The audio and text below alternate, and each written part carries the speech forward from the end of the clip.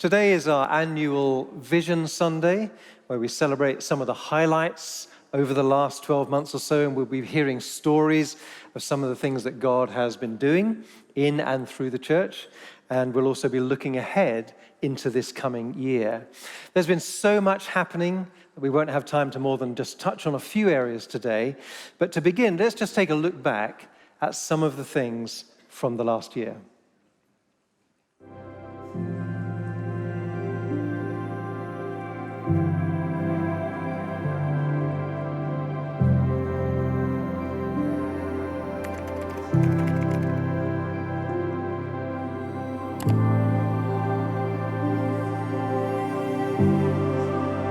God has called us to build a growing, regional, biblically based church in Nottingham, which will, in a creative and contemporary way, in the power of the Holy Spirit, worship God and communicate the gospel with compassion and generosity.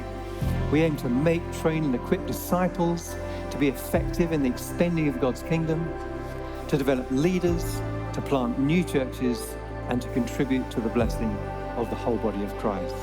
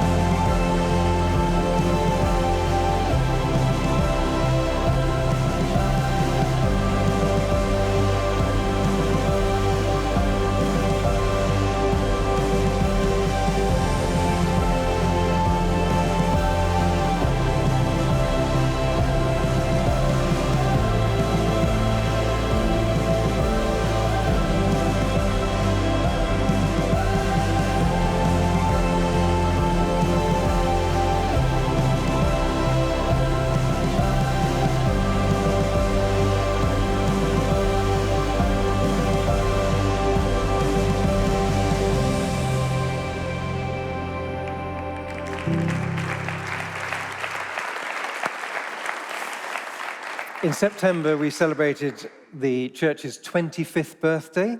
And back then, when this church began, we wrote a vision statement, which in 2 sentences just attempted to capture what we believed the Lord wanted this church to be. And that was essentially the vision statement you just heard on the film.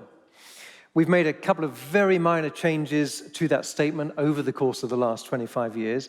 And today I want to share with you another change that we'll be making. Over the last 2 years, we've been engaging more deliberately with the issue of racial diversity. We've had many conversations, we've reflected, examined our hearts, we've done one-off talks, then we did a series, of talks on the subject with small group resources. We formed a steering group of leaders from different racial and ethnic backgrounds to advise us. And we've gathered stakeholder groups looking at different areas of the life of the church through the lens of racial diversity. Today, churches across the nation are marking Racial Justice Sunday. It's therefore somewhat fitting to be sharing with you that today the first line of the vision statement is going to change slightly and will now read this way. God has called us to build a biblical, growing, and diverse church in Nottingham, which will in a creative and contemporary way in the power of the Holy Spirit do all the rest of the things listed there. We've removed a couple of words, regional. I think it's self-evident by now that we are a regional church, and based, it was biblically based, we've just made that biblical, and we've added this word diverse. Now, while racial and ethnic diversity is a key focus for us and has actually been the trigger to us adjusting the vision statement, the reality is that we want this church to be a place where people with all kinds of differences can feel totally at home and really thrive. So whatever your socioeconomic or political or ethnic or racial background, your age, your gender, whether you have mental or physical health challenges, whether you are single, married, divorced, widowed, whoever you are absolutely welcome here. And so we had considered adding the words racially diverse to the statement. However, in consultation with our race steering group, it was clear that our focus on racial diversity is very much included in simply adding the word diversity, and there was no need to single that one particularly out. So our vision is now, even more than it has ever been, for a biblical, growing, and diverse church. So today I want to highlight some of the things which we do as a church by taking a few of the words or phrases from within the vision statement and expanding them. So starting with our being called to worship God. Our primary purpose is to worship God in everything we do. Sung worship is one of the ways we express that, whether that is together on a Sunday, in small groups, or any other gathering like the Compassion Prayer and Worship Evening, which we had in November. We began the year unable to worship together in person because of the restrictions that were in place. So the majority of our worship was online or in much smaller gatherings. The restrictions meant that we were not allowed to sing together indoors for an incredibly long time. 71 straight weeks we were not allowed to sing indoors. So, for example, when singing was permitted outside, we hosted sing events, and comparing it to the restricted experience we were having in services, having for months to remain silent behind our face coverings, someone described that event as being like worshipping in color. In March, even though we were not allowed to sing ourselves, even with masks on, we were able to physically gather on Sundays back here in the auditorium in Trent Kids and Trent Youth. And it was absolutely wonderful being in the same room together, worshiping alongside one another. And as people came back into the building for the first time in so many months, some people just broke into tears. There were spontaneous moments of applause, and we were able to do socially distanced prayer with markers on the carpet, and it was kind of weird, but at least we got to pray for one another, even if we couldn't touch each other. We are also a church which prays. In term time, there are men's and women's early morning prayer meetings. People gather to pray all over our site before our Sunday services, and we pray at almost every event and gathering, like these young people at the youth event DTI. Even the youngest children have caught a passion for prayer. I heard about one little boy from Trent Kids whose mum went to pick him up from nursery. From nursery. The staff had noticed that when any of the other children are upset or hurt, he goes over to them and puts his hand on their shoulder and looks like he's talking to himself. They weren't quite sure what he was doing, and his mum was then able to tell them that he was praying for them. That's beautiful. And we've seen some amazing answers to prayer through the year. We've experienced quite a number of people being physically healed in both in-person and online events, including among many, hands, feet, legs being healed, chest and abdomen pain disappearing. In September, Natalie was diagnosed with a neurological condition that significantly restricted the use of her legs, and she had to use crutches in order to walk. She received prayer at her small group, and Natalie told me that on the way home she stopped at a petrol station, and having experienced some extraordinary things happening in her body as her small group had prayed for her, she decided to walk in and pay without taking her crutches. And to her absolute amazement, as she got back to her car, she had walked unaided and with renewed strength and speed. And she told me that she experienced complete healing in her legs that evening. Praise the Lord. God is answering prayers in all areas of church life. I'm sure there are countless other stories among us, and we are grateful for everyone. We also want to communicate the gospel, the good news of Jesus Christ. When restrictions have allowed, teams have regularly gone out on the streets sharing the gospel. In the last 12-month period, over 400 individuals, of which 49 were prayed for to receive Jesus. And it's amazing how God goes before them, how he orchestrates conversations, interactions. For example, Caroline had a prophetic word for a guy who immediately started weeping because of how well it described his situation. Ben and Nathan got chatting to a guy on the Nottingham Trent University campus and ended up praying for him. They exchanged numbers, but they didn't connect for a number of weeks. And Ben and Nathan were out in Market Square 3 weeks later, and they were just thinking about him. They tried to call him, didn't manage to get through, so they immediately stopped and they prayed about him. Seconds after praying, he walked past them in the center of town and they were able to connect again.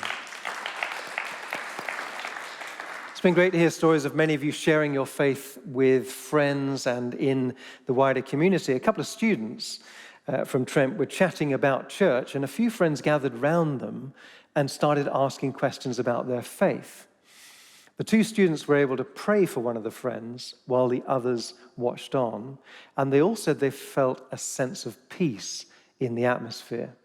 4 of the friends came to church the next Sunday, and one of them remarked afterwards that it was the first time they had felt at peace for a whole hour. There were many conversations about faith throughout the rest of the term, so much so that course mates started to joke that Christianity was the new trend because so many people were trying it. While giving out chocolates on campus, one student noticed a group of 3 young women sitting on the steps in front of Newton Building, so went over and offered them some chocolates. And when they heard that she was part of a church, one of them immediately asked for prayer. She said that they felt they should stay longer than they'd planned sitting on the steps, and this evidently was the reason why. Despite restrictions and the difficulties of this past year, we've been able to baptize 36 people, sometimes being creative to stay within the COVID restrictions at the time. Baptisms are just a wonderful opportunity to hear what God is doing in people's lives. Like one guy from Iran who told a Christian friend also in Iran that he was desperate to learn about Jesus and to find a church. And his friend told him that going to church was too dangerous, but he was just absolutely determined. In the end, he went to a church where he was led to Jesus. He's now living in England and was introduced to Trent by some Iranians he was living with, and it was an absolute delight to baptize him here in October. Debbie and I are always encouraged when we meet people who are here for the very first time, and it may be that describes you today. We're absolutely thrilled that you are with us. Despite changing COVID guidelines this past year, well over 100 people have attended a newcomers event, whether that was online or whether that was here in person. One lady who came to a newcomers online welcome described herself as having been a secret attender here at Trent. So she'd never really spoken to anyone, she just turned up at the evening service. But during the pandemic, boxes of treats from Trent were dropped off at the school where she is the deputy head.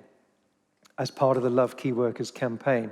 And she'd had the joy of giving out a box to every member of staff. And she was so moved by what had happened that she just thought, I need to take the next step and find out more about this community, which she did. She is now connected into Trent, and she's attending a small group.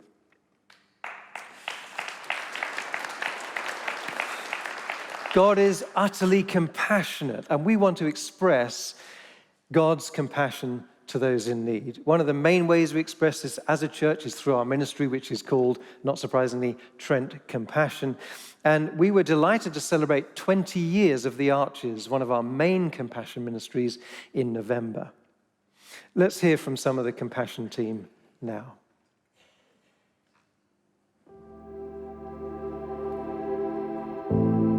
I feel for the homeless in this city because they are judged so readily, and this is not right. We were delivering furniture on the van and we visited a house with a family of 4. We had a whole household worth of furniture. The family had 2 children roughly the same age as my own. When we got there, they were all wrapped up in coats. They had absolutely nothing in the house, no carpets, curtains, nothing. And to give them all this furniture was good. So for them to be without, it's just not right. I help out with English classes for refugee ladies. And there's a lady within our group, and she's been separated from her daughter. Her daughter's back at home, and the lady lives in Nottingham. And she'd love to be reunited with her, and she's not. And that's just not right. I was sitting in the Arches chatting to a gentleman, and he didn't have any hopes or dreams or goals for his life. And I don't think that's right. I'm out on the streets most days and I see homeless, vulnerable women. It's not right. A family from our city was referred to the Arches with 5 children. They don't have anywhere to live, so they're going from hotel room to hotel room, using up all their money. The children don't have any other clothes apart from their school uniforms, and they don't have any toys. So not only are they facing the pressure of being a child and a teenager, and also all the pressures of school, they don't even know where they're starting their day, and it's just not right. That's not right. It's just not right. That's just not right. I just don't think it's right. It's not right. It's just not right. There are 16 staff and over 180 active volunteers at Trent Compassion. People from all walks of life, different ages, different backgrounds. But we all have one thing in common. Our hearts have been stirred by the things we hear about, the things we see in our city that just aren't right. Moments when, if we allow ourselves, we connect with God's heart for justice. We believe we can make a difference, both by bringing relief and support and by giving a voice to the voiceless. We want to step into those situations where things aren't right, the things that break God's heart, and bring the living hope of Jesus to the last, the lost, and the least. There was a homeless gentleman who'd been on the streets for a few weeks. He was missing some paperwork that was preventing him from working as a trained IT analyst. We initially tried to pray for him because that's what we always do, but he said he didn't believe in God. We signposted him on to food and general support and gave him a Bible. However, since then, we've continued to meet with him on the soup run and we've prayed for him. And he's come along to our Step Forward community small group. He's also come along to church on a Sunday. It's a real privilege to be part of such a team that cares in such a positive way for the homeless in our city. Hiya, my name is Barry. I was at the Carpenter's Arms, but now live in one of the Step Forward houses. Since coming to Trent, I feel as though I'm part of a big family, which is something that I've never had before. I've received support from Step Forward Money Advice and Step Forward Employability, and they connect me to Notts Forest Football Club, where I got a job as a steward. That's something that I've always wanted to do. I'm also part of a small group that meets on Thursdays at the Arches. I've been able to make some new friends. I'm on a good path and I want to flourish. God's good every day. God bless. These stories represent hundreds of lives touched by Trent Compassion. This year we have provided furniture and household items to 529 individuals and families. many of whom had just moved into empty accommodation. We have fed Nottingham's homeless community and visited those in prison. We have distributed 116 tonnes of food and 5,349 Christmas boxes and gifts. We have welcomed people into our community, our family, supported 85 people with debt, and helped over 100 people through mentoring, advocacy, training, and one-to-one support. If you would like to get involved, fill in a Connect card and let us know. And together with Jesus, we can do what we can to make things right.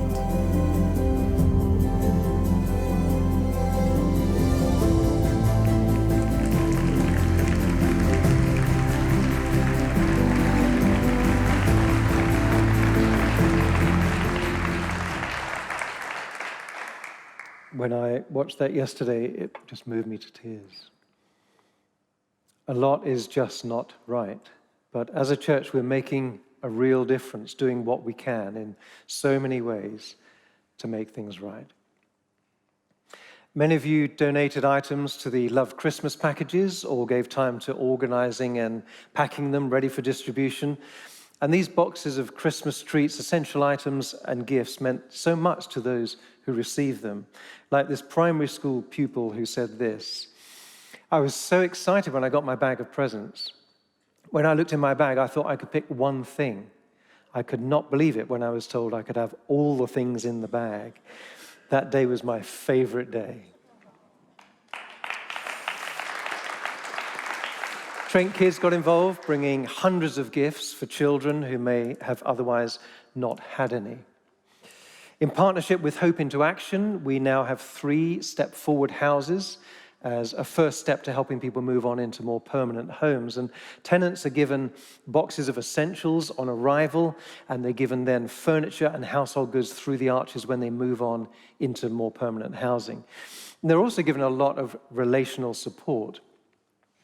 One of the tenants of the home for mums and babies had spent the first 3 months of her baby's life just alone with her child in bed and breakfast.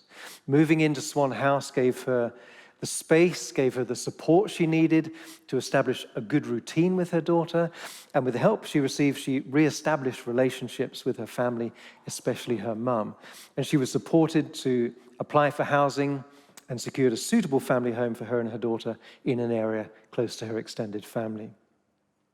Through Trent Compassion, we wanted to express our appreciation and care for those who had extended themselves through COVID to serving others, and almost 700 boxes of treats were distributed to key workers across the city. One member of the church who is a key worker wrote to us to say that their team was so very moved and delighted to receive the gifts, and that the impact of the love gift from Trent Vineyard was wonderful to behold. Her colleagues were all full of thanks and delight that our church should give them such a gift to them. These giveaways are more than just material goods, but for example, at Easter we sent parcels containing an Easter egg, a Why Easter booklet, and a card for all 2,000 inmates and staff at Nottingham and Foston prisons. And it was quite a simple gift on an individual level, but it had just a huge impact, particularly on one inmate who wrote to us to say this: "I was touched at how kind it was to have people from outside care enough to do that for us. I've been in prison for over 10 years and I have not seen an Easter egg in all that time. Thank you from everyone here at the prison. We've all been locked down in cells for 23 hours a day for over a year, and it was nice to have something to make us feel a little less worthless." Yeah, wonderful. We've also shown compassion, of course, to one another in just numerous ways, supporting each other through the difficult season we've been through, painful seasons, and grief. And in March, we held an online remembrance service for those who had lost loved ones, some of whom had been unable to attend a funeral due to the restrictions which had been in place at the time. And it was a special time to reflect, to worship, and pray together. One attendee said this: "Even though we weren't physically together, It gave us a connectedness within the church family, even though we were all grieving very different people from different circumstances. We also want to express God's generosity. Everything we do as a church is only possible because of the generosity shown by so many of you in financial giving. And we are really, every one of us, really grateful to you for your commitment. As a church, we are committed together to being generous with the resources we have. 22% of our income is set apart to be given away or spent on things and activities that benefit those outside our church. One of the ways we do that is through giving gifts to numerous other organizations working in this country and abroad. This year, for instance, we were able to make really quite significant contributions to Tear Fund's response to the crisis in Afghanistan and their response to the crisis in Haiti. We also gave money to 222 Ministries, a charity working in Iran and the surrounding area, towards their response to the crisis in Afghanistan. Part of the generosity of this church is expressed in our ongoing commitments to various Trent members who are ministering elsewhere in the world, including Zimbabwe, Japan, Ghana, and India. And we were delighted that Kat and Mary, who lead an incredible ministry in India called Love the One, were included in this year's New Year's Honours list, each receiving an OBE from the Queen for services to healthcare and child welfare in India. As a church, we are privileged to have played a part and continue to play a small part in supporting them along the way, and we love what they do. Good morning, Kat and Mary.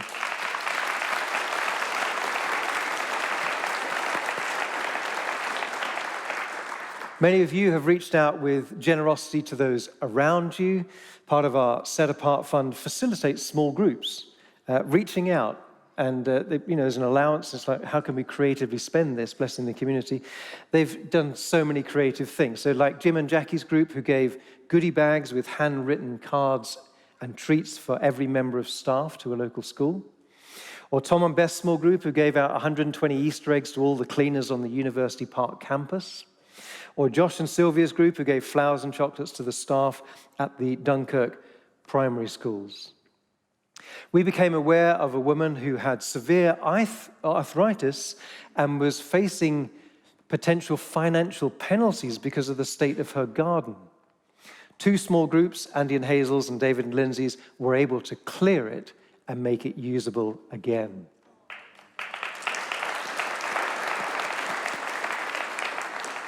Andy and Jenny sensed God speaking to them about providing affordable accommodation for people who may otherwise struggle to afford it.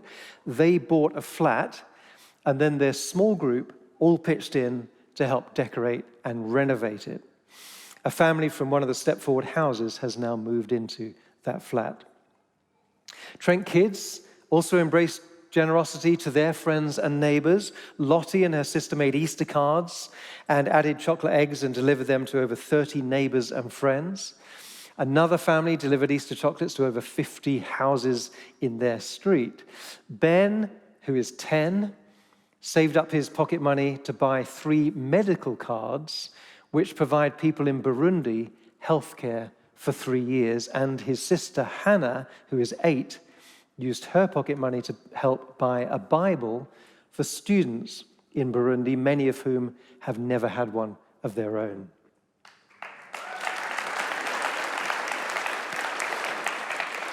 It's not just money that people are generous with. Of course, the amount of time and energy which church members pour into serving through organized ministries or individuals beyond the church is truly extraordinary. Whether it is on a Sunday, through small groups, in some other area of ministry, we are so grateful to all of you who generously serve others in facilitating what God is doing here. We were delighted that so many of you signed up to take your place as we reintroduced the 3rd Sunday service just last week. We aim to make, train, and equip disciples. This year, we've had 3 Alpha courses. 2 of them were online, 1 in person. We've also run Alpha in a school and a student Alpha course, which had someone coming from Marbella because we were online. Bob, who himself did the Alpha course a few years ago, started an Alpha course in his workplace. Using the resources and support we've provided, 9 of his colleagues are doing that course. We want to see everyone grow in their relationship with God, and in the last year we've run a number of courses to facilitate that, including Bible Basics, the pre-marriage course. We have this leadership training called Inspire, and Discovering Your Gifts, which is called Shape, and a discipleship program in prisons, to name just a few. It's also been wonderful to see people develop and mature in their faith. For example, on First Steps with Jesus, previous participants have been so blessed on the course that they're now doing it again, this time helping to lead on it. We have people of all ages devoting part of their week to the church as they focus on growing in their faith on our discipleship year, which is called Zoe, Discipleship Year Plus, and the Gap Year. One of the primary ways we train and equip disciples is through our small groups. We currently have 113 adult small groups, including some for students and groups in languages other than English. There are also groups for Trent Youth and micro groups for children aged 8 to 11. Whether for adults, for young people or children, small groups are really at the very heart of the church. They're where we gather to worship, to pray for one another, to study the Bible together, and where so many really supportive relationships are built.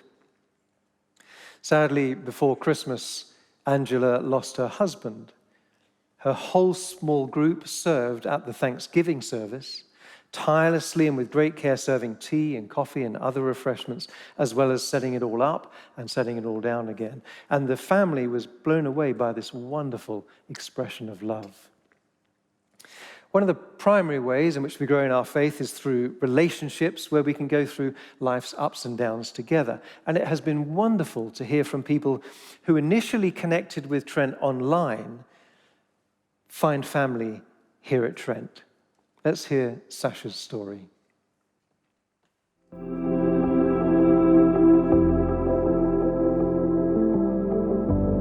Hello, my name's Sasha, and this is my story.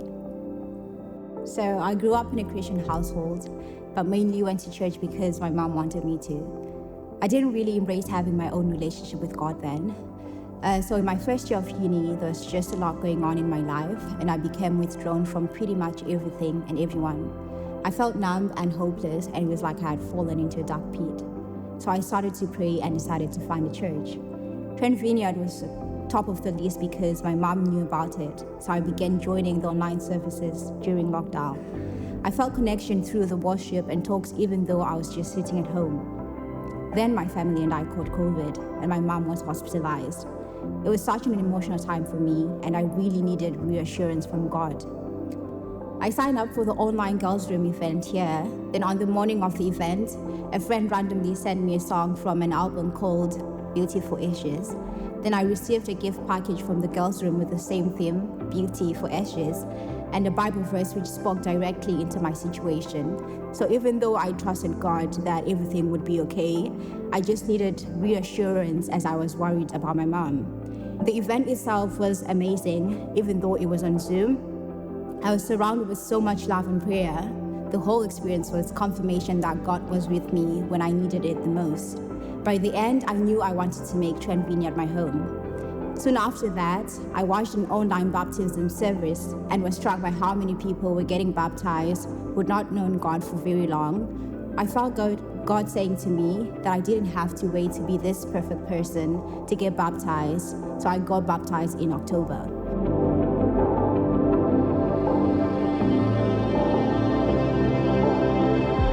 Since then, my life has continued to change, and a big part of that has been finding connection through the Trent community here.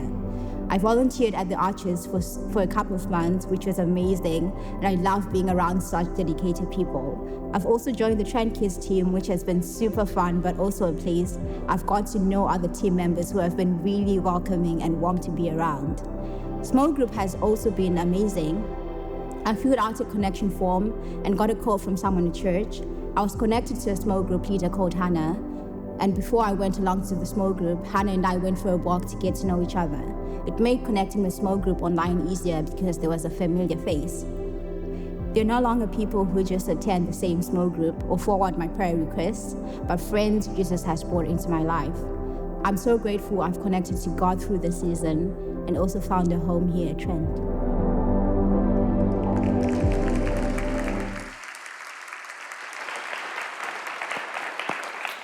Wonderful. As a church, we do a lot to contribute to the blessing of the whole body of Christ.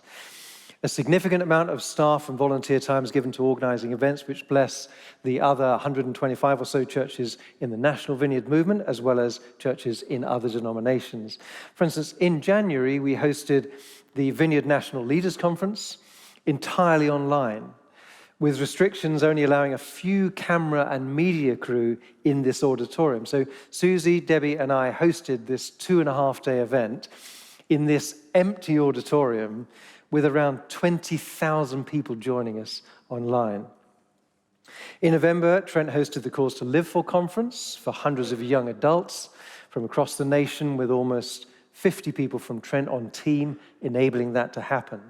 And in August, we were delighted to host the Dreaming the Impossible DTI Youth Festival here at Trent on this site. The pandemic has been especially difficult for young people, as we know. And although live streams and Zoom small groups were fun, they were impactful, nothing compares to being together, especially at that age. And DTI was one of the very few youth festivals that were able to actually go ahead last year. Thanks to our national conferencing team, who are based here, and around 90 staff and volunteers from Trent, who put in many hours into making it happen. Over the course of the two-day events, about 1,500 from 80 churches took over our site. Debbie and I were here and just had a wonderful time throughout the whole week. And there are amazing stories of what God did through DTI. We know of scars being instantly healed, young people meeting with Jesus in extraordinarily supernatural ways. This is what one youth worker from Aberdeen said about it. Normally it takes a few sessions of a youth conference for the young people to really get into it, but this time they were raring to go. Our young people opened their hearts and worshipped Jesus.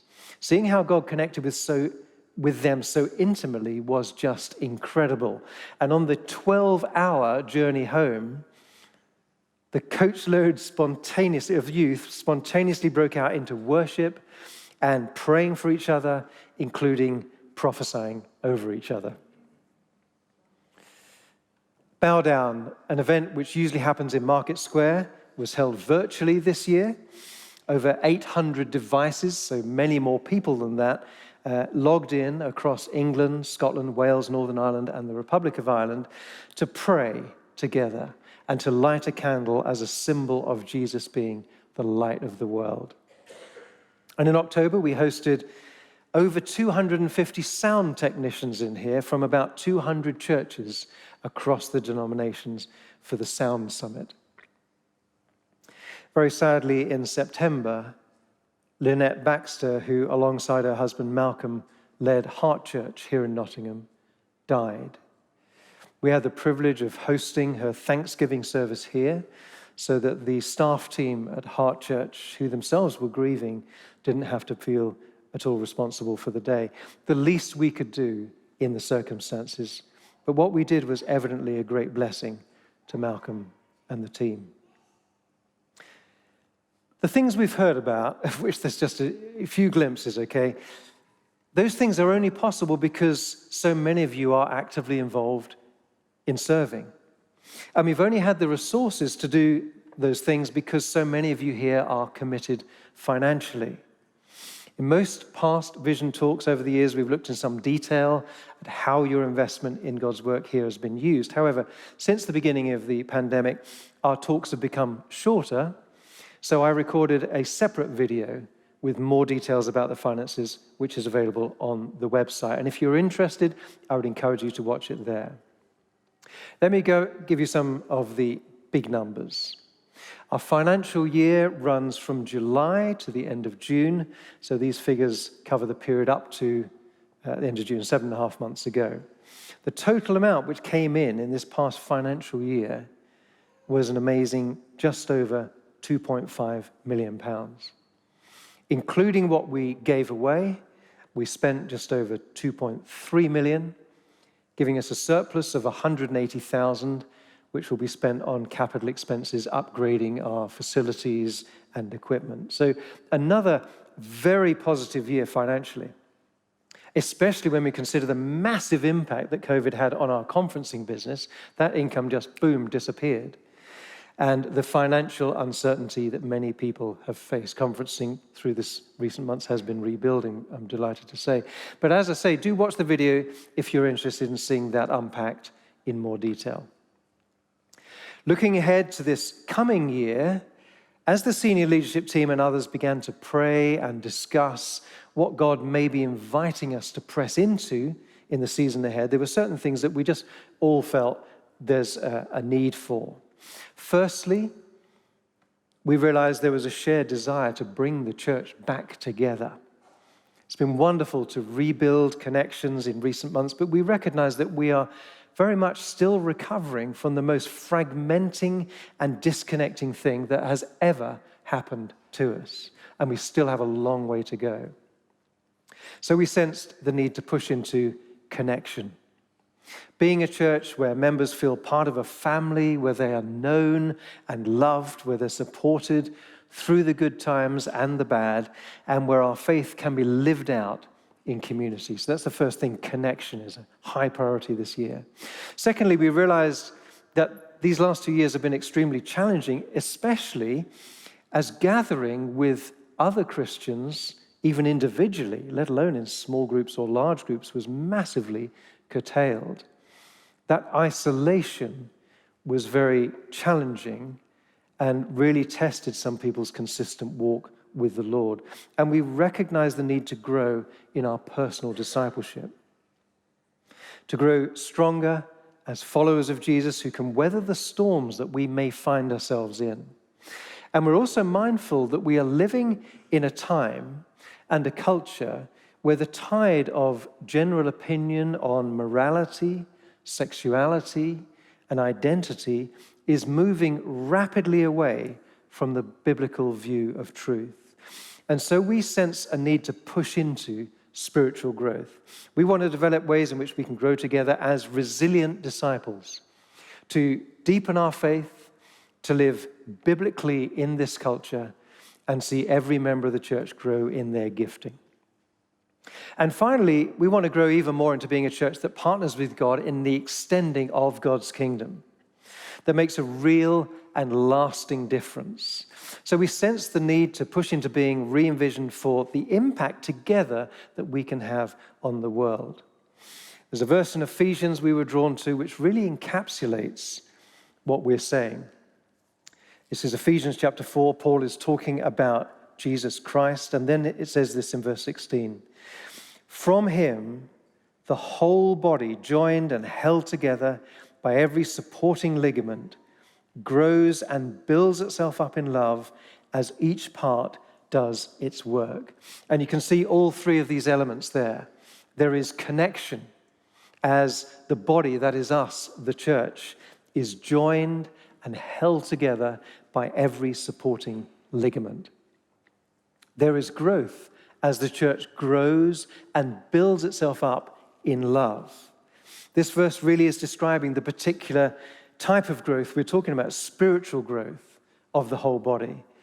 And then you see this body is being built with a purpose, as each part does its work. The body isn't to be built up like a bodybuilder so it can stand in front of a mirror or pose for photos. It's built up so that it's strong for the work that it's called to do.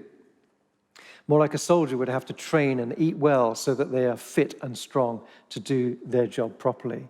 And the thing the body is working for is the extension of the kingdom of God, his rule, his reign, his will being done on earth as it is in heaven. Ultimately, all of it for the glory of God. So our vision for the season ahead is this: Ephesians 4:16, one body, one purpose. We want to live out Ephesians 4:16 to grow as a church which is centered around Jesus as the head of the body, that is joined and held together as we reestablish deep connections and friendships and we make space for new ones to form. We want to grow and build each other up as we deepen in faith together. And we want to roll up our sleeves as together, each of us does our part, doing the stuff together, extending God's kingdom together. We feel this is something that really encapsulates and communicates what we are called to do in this next phase of the life of the church. So this may be an emphasis for 12 months, it may be extended beyond that. And we'll be sharing more about what this means in the coming weeks and months. As we consider what we've heard today, what God is doing through this church, there's an invitation to those of you who are part of Trent but are yet to commit deeply to move from being an attender to becoming a member, to take a step towards doing what members do. Some of you only join us occasionally on a Sunday, maybe very occasionally. I would encourage you to grow in the habit of coming to church regularly, whether that is online or whether that is here with us in person. Some of you are not yet involved in an area of ministry. On a seat near you, you'll find a serving form. Now, you might like to look at that, maybe tick 1 or 2 boxes if you'd like to try something out. Someone will contact you to arrange a time, and after that, you can decide whether you actually like to go on a rota maybe once a month. Some of you are not part of a small group. You know, the best way to find one is to head to the Connect area or fill in a Connect form through the Connect link. Or you can email smallgroups@trentvineyard.org if you'd like to find out more. Or if you'd like to try, if you'd like to try a few groups before you actually land and decide which one you're going to settle in, that is absolutely fine. And even if your life situation means that you can only go occasionally, I really still encourage you join one, because you'll then be part of a group of people who know you and care for you. Some of you are not yet committed financially. Can I ask you to please seriously think about joining those of us who are investing financially in what God is doing here? And you'll find all the details on how to do this at the Give link, or again, there are forms on a seat near you. And if you do make any changes, it's really helpful if you just email giving@trentvineyard.org to let the finance team know. Today, as we look back and as we look forward, we're obviously celebrating some of the things in the life of the church. But this celebration is ultimately all about God, the Father of this family, and every other expression of the church across the world. To God be all the glory, great things he has done.